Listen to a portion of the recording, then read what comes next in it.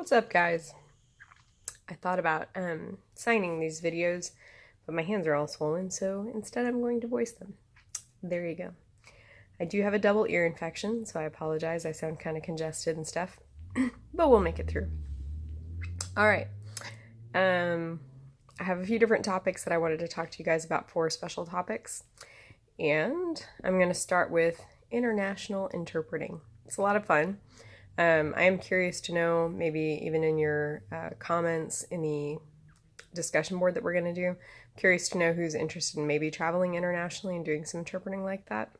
The first thing to note is that you don't have to be knowledgeable in foreign languages or foreign signed languages to be an international interpreter. Certainly it helps. I think the more languages that you know, even if it's not the language of that land, just the more languages you know, the more it really helps you in language in general. Something that would help would be to learn some international sign language, or some people call it Gestuno. They're like, I don't know, some of the unique things that they would use in Gestuno would be things like sign, sometimes interpret or interpret. A lot of times they'll sign deaf with 2 fingers. There's just a bunch of stuff that you can learn, and it really does help when you travel and you try to meet deaf people from other countries. The other thing that I would say helps you tremendously is just a strong base in gestures. So if you are pretty good at gesturing, it even helps you to communicate with the hearing people. I do it all the time when I travel internationally if people don't speak English. And at first, especially with the hearing people, deaf people are never awkward about that. They pick up on it pretty quickly, 90% of the time or 99% of the time. But hearing people are always kind of awkward about it at first.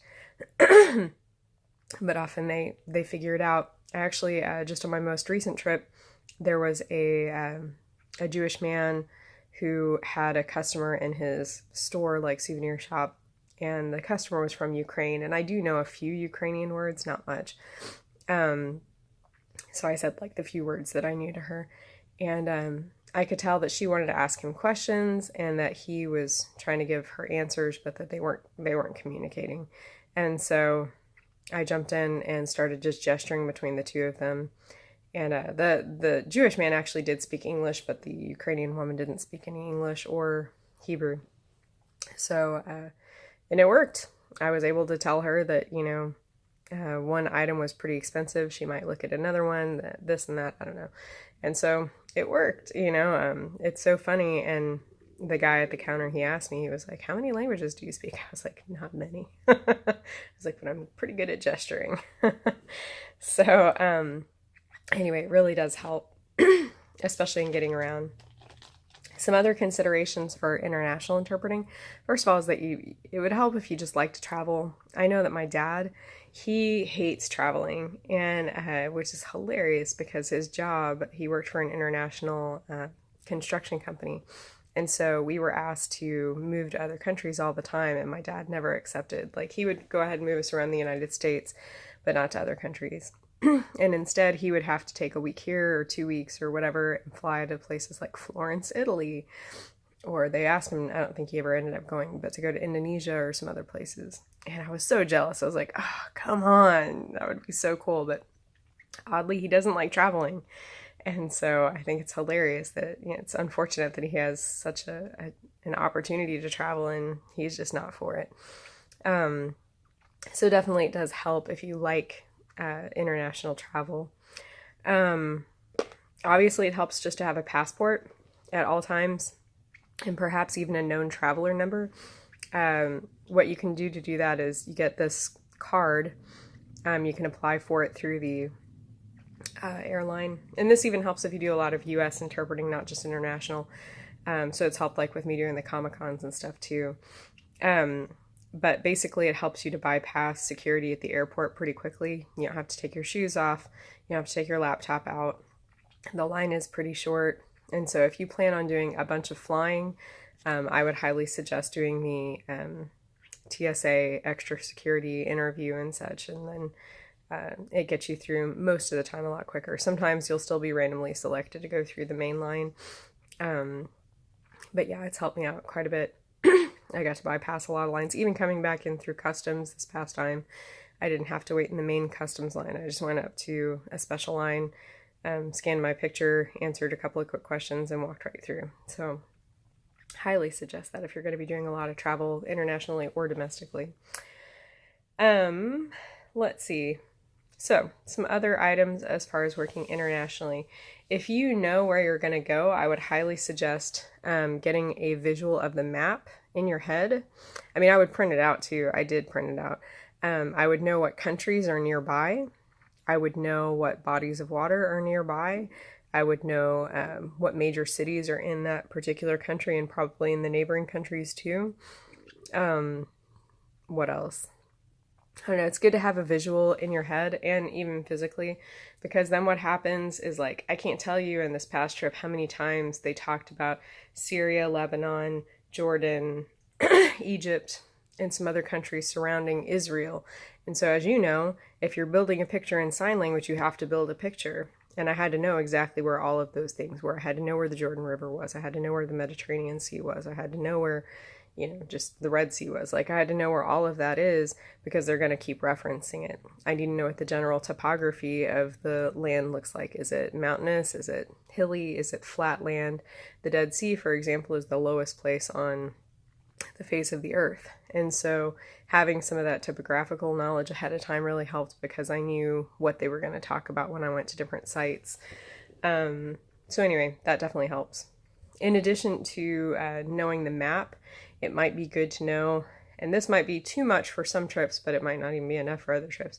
Quite a few times, like when I went to Ukraine, they talked about the different countries that had ruled over Ukraine, such as Poland, Russia, actually a lot, Germany. There's a lot that's taken over parts of Ukraine at any point in time. And so it really helped to have some of that historical knowledge and the fact that the map lines have moved quite a bit. That's obviously true of Israel too, but and so having some of that knowledge ahead of time was really good too, because then I could visually show what some of that looked like. All right, very good. Also just trying to look on ASLBat and some of those websites and looking up some of the name signs for some of the countries. I still highly recommend, and this is true again even domestically, if you're going to be flying to other US cities, I would highly recommend fingerspelling and then pairing what signs you've learned. And then even asking if they have local signs that they do differently, just like Colorado does not sign Colorado that way, right? We do that here in Texas. And so knowing whatever their signs for things are in that particular area would really help. Same thing like when I was just over there in Israel, I learned that they sign Lebanon.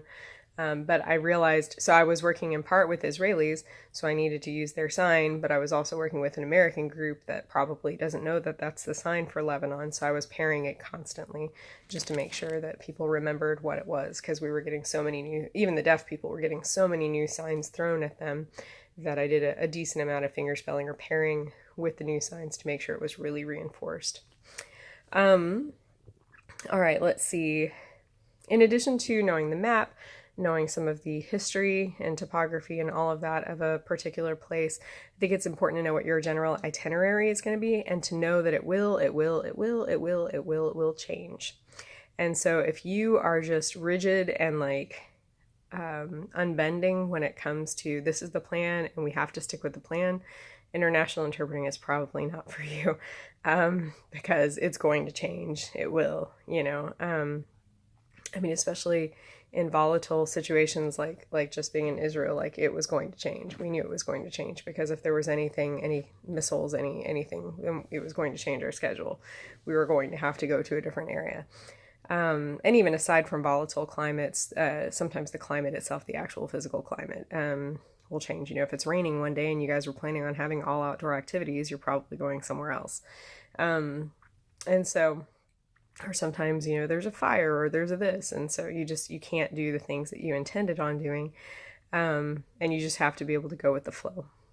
But knowing the itinerary helps because then you might at least have some ideas of some of the sites that you're going to be exploring. So like, for example, with this most recent visit, I looked up Yad Vashem, which is the Holocaust Museum. I looked at some of the different displays that we were probably going to be touring there. I have a decent amount of knowledge of the Holocaust to begin with, but certainly it helped to look up some specifics, especially about that particular museum. I knew we would be visiting the Dead Sea. I knew we would be visiting the Golan Heights. I knew, some of the stuff, or even when I went to Ukraine, I knew we would be visiting the ballet theater there that was there. I knew we would be visiting certain deaf clubs and and those kinds of things. And so it really does help, because then you can look up specific information on that. Let's see, what else? Ooh, I have notes to myself, so I'm looking at my notes. Along with the itinerary, you are not going to sleep. So again, if you are a person that needs your beauty rest and you just need, your full 8 hours of sleep, then international interpreting might not be for you. Obviously, for someone like me, it's not that bad. And if you just need an average amount of sleep, then you're probably okay. But it is hard because you've got jet lag most of the time. And if you're going to Canada, maybe you're in the same time zone, so it's not a big deal, or same thing with Mexico. But if you're going to anywhere over in Europe or Asia, Africa, those kinds of places, you're probably in significantly different time zones. And you don't really have time to recoup from the jet lag once you get there. You just have to, literally, when we went to Israel, I went from interpreting at Comicpalooza Friday and all day Saturday until about 2 or 2:30. And then I drove to the airport and I got on a plane and I went to New York. I didn't really get much sleep that night. Actually, I don't think, maybe an hour of sleep. And then I drove to the airport there again and flew out to Israel. And in Israel, we literally landed at the airport and we started touring. And I didn't get any sleep on the plane. I just couldn't force myself to sleep on the plane.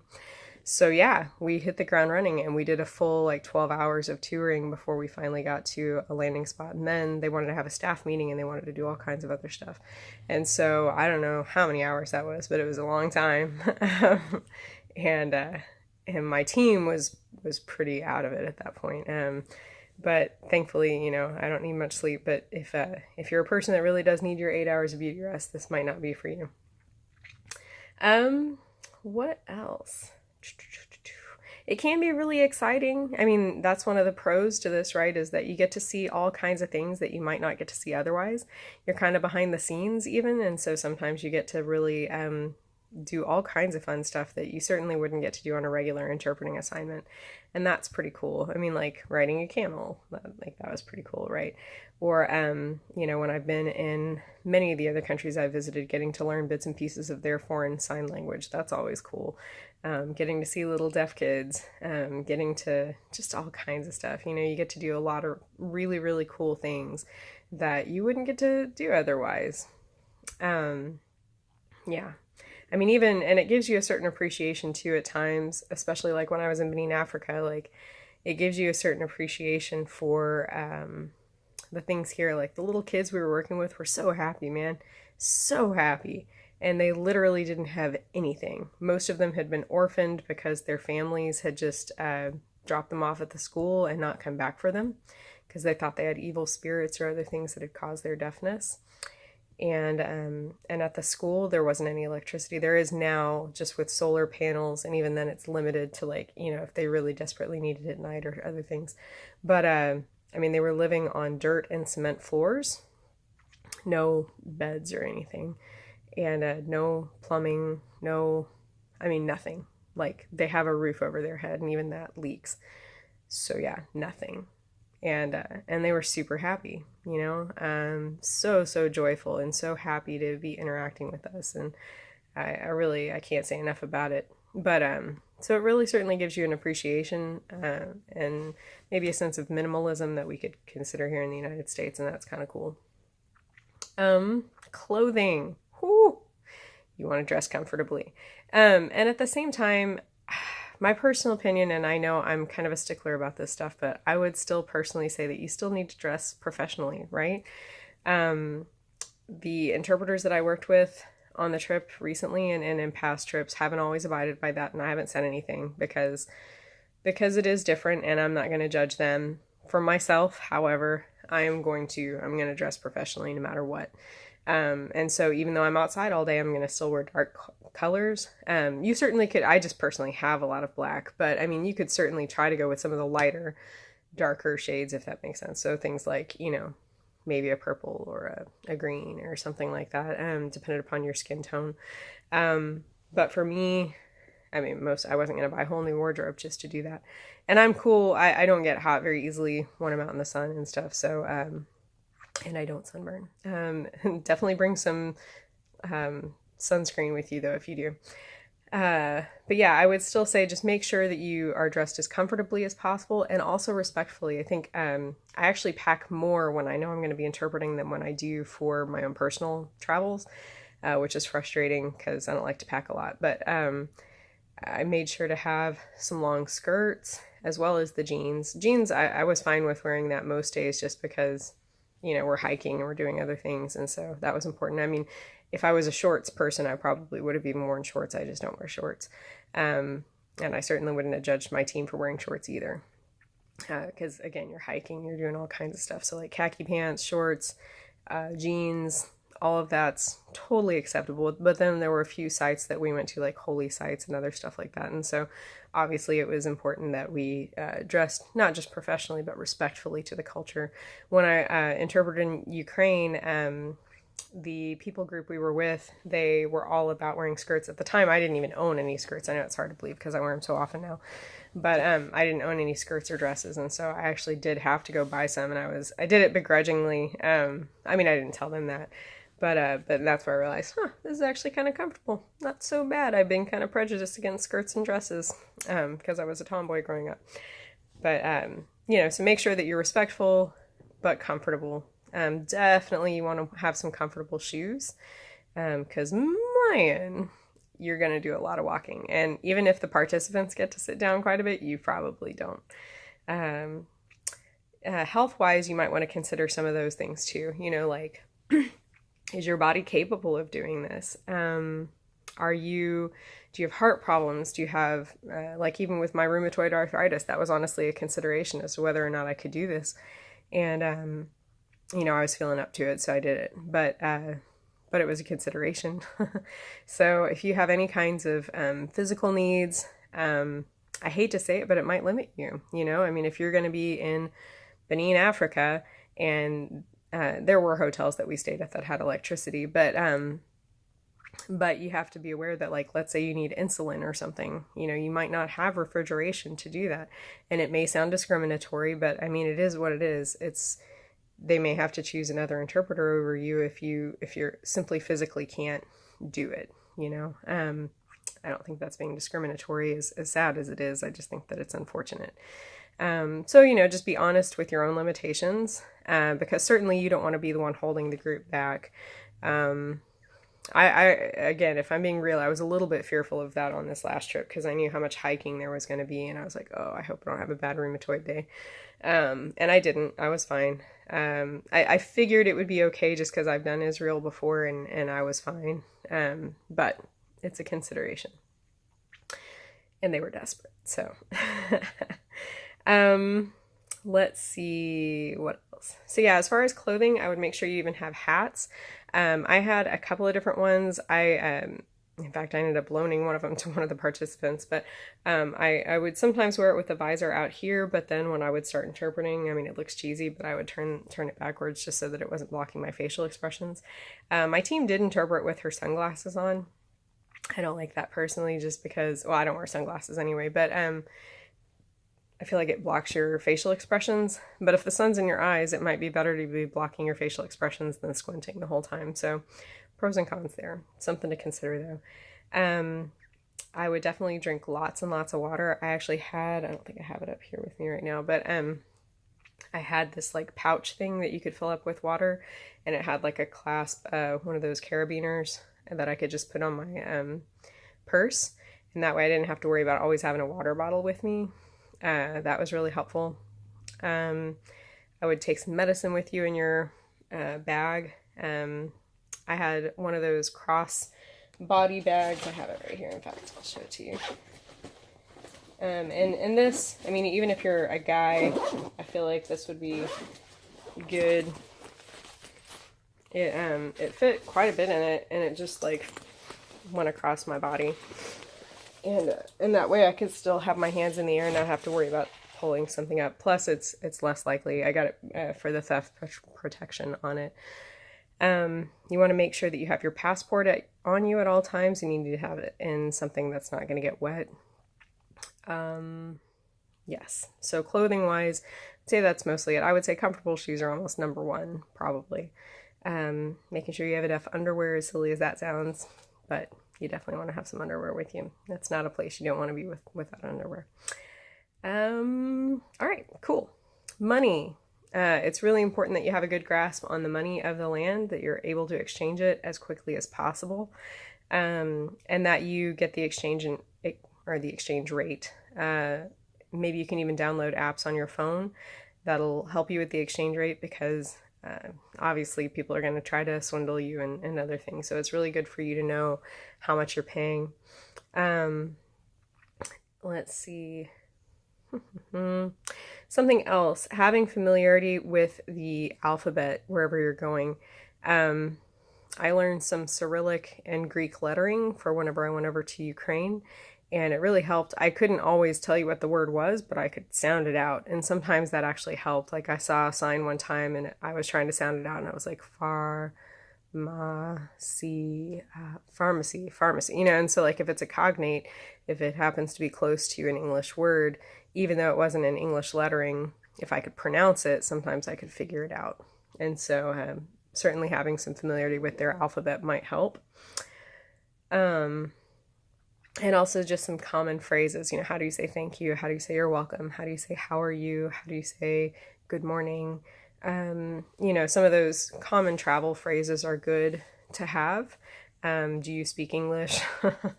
Those are always helpful. So yeah, and I think that it makes your connection with the locals a little bit better too, because they realize that you're trying, and that's always a good thing.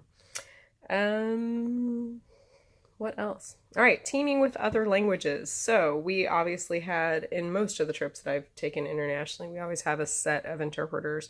So you've got you've got the people group, especially in most of the trips that I've taken, there was a deaf group from the United States, and there was a deaf group from whatever area we were in, which meant that we needed to minimum have ASL to English interpreters, and whatever the spoken language of the land was there, and their signed language interpreters.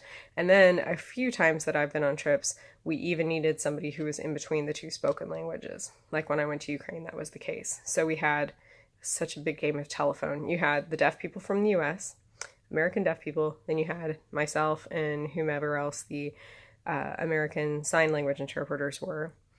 And then we would see what the deaf people said in ASL. We would interpret it into English. Then we had a spoken language, English to spoken Ukrainian interpreter. So that person would hear the English, interpret it into spoken Ukrainian. And then we had the sign language interpreters in Ukrainian. So they would hear the spoken Ukrainian and turn it into USL for the deaf people. And then it would go back the other way. It was the biggest game of telephone ever.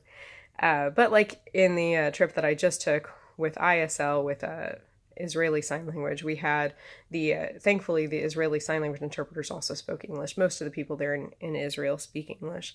And so they were doing more processing than we were. I give them mad props, because they were having to hear English and put that directly into ISL, which would be like me, the equivalent of me putting spoken Spanish into ASL, which I've done, and I know how hard that is. So I know what they're doing, and it's a task. It's very taxing. So anyway, yeah, you just have to work out what the teaming is going to look like. Something else you have to do, and I noticed, especially on this trip, oddly, sometimes you don't really have to educate the deaf people that much on the process, but on this trip we really did. They were getting frustrated with how long it was taking. They're like, well, what are they saying? What are they saying? And we're like, you've got to wait. Like, it's got to go through these different channels before it gets to where it's going. And so we had to have the leaders really reinforce that to them, because they were thinking that we were all just poor interpreters and not understanding there's going to be a delay. You can't just go bam, bam, bam. Like, there's a delay. And so I think that psychologically, some deaf people, I could be way off here, but I think psychologically, very often they feel so left out as it is that they assume that there are things that are going on that, we're just intentionally leaving them out. And so there were quite a few times where the Israeli Sign Language interpreters were having to ask for clarification from the Israelis or from the Israeli deaf people, hearing or deaf people. And so I would just sit there and say, they're speaking Hebrew, they're speaking Hebrew. And I could tell that the deaf Americans were getting frustrated, but I'm like, we literally can't interpret to you. I was like, I think that they're asking for clarification, like, hold on, and they started to get really frustrated with that process. So the more educating you can do, sometimes that alleviates some of that issue. Also with the teaming, like for example, when we were doing tours, I did feel for the ISL interpreters. They were the ones that got hit with this the most. You have to wait for the full interpretation to go down the chain before you move forward. And everybody would forget. And so the ISL interpreters are still trying to tell the Israeli deaf people what's going on. And the whole crowd's already moving, and you have to wait. So kind of training yourself and training your team, all of the participants, we have to wait until everybody has the message before we move forward. That's always a big deal. What else? I don't know. I think international interpreting is a pretty fun gig. Often you're not going to make as much as you would make, out in the community. But that's because it kind of comes with its own perks. So it's not something you would most likely do full time. There are opportunities for such things. I know the World Association of Sign Language Interpreters, WASLI, they have conferences every 2 years. And obviously they use interpreters for them. They very often will employ CDIs, in fact, because CDIs are fantastic in working between two different signed languages. Or just, Nigel Howard, who has come to Houston now a few times, and he's Canadian. He's a CDI who's just fantastic. He's on your So You Want to Be an Interpreter DVD that comes with the book and does the different expansion techniques, and he's just amazing. He's really, really good. So yeah, I think that the more that you get involved in the world events, it really does help, and it's a lot of fun. If you're ever interested in doing it, check it out. Keep your eye out for any opportunities that might be out there. Just make sure you're qualified for them. And again, I would recommend before going internationally with a group to interpret that you've at least been internationally on your own with your family or with a group of friends or other things, just to see what that whole process is like going to another country. Because certainly once you do it while you're interpreting, it's a different ball of wax. Also, I think, I don't know.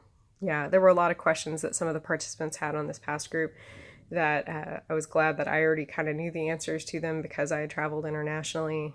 So again, just your familiarity level is going to make you feel more confident in what you're doing as an interpreter. But yeah, going back to the pay rate, you don't make quite as much. It's the same as on cruise ships. You don't make quite as much, but there are other perks, and it's just a different atmosphere. And so if that's your bag, then you do you, boo. You do you. I don't know. We'll talk more in the discussion boards, but that's a basic idea of what international interpreting is all about. Have fun.